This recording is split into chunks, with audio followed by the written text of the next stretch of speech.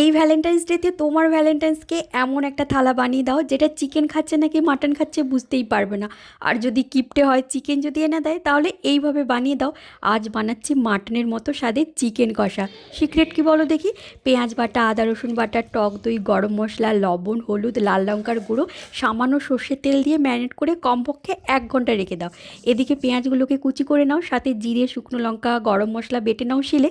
তারপর সর্ষের তেলে লবণ আর হলুদ দিয়ে আলুগুলোকে লাল লাল করে ভেজে নাও। আমরা তো বাঙালি, মাংসতে আলু না হলে তো হবেই না। এবার আলু ভাজা হলে ওই সর্ষের তেলে তেজপাতা জিরে দিয়ে পেঁয়াজ কুচিটাকে দাও, সাথে টমেটো কাটাও দাও। পেঁয়াজ বাদামি হলে আদা রসুন বাটার সাথে মশলা বাটাটাকে দিয়ে সামান্য বাটি ধোয়া জল দাও। এরপর হলো আসল ট্রিক্স, খুব ভালো করে কষাতে হবে। তেল ছাড়লে মাংস দিয়ে জল কম দিয়ে ভালো করে কষাতে হবে। শেষে একটু গরম মশলা ঘি দিয়ে ঢেকে রেখে দিতে হবে। এই দুটোই কিন্তু তোমাকে মাটনের গন্ধ এনে দেবে। তোমার ভ্যালেন্টাইনকে তাড়াতাড়ি করে ট্যাগ করার বলো কালকে চিকেন নাকি মাটন।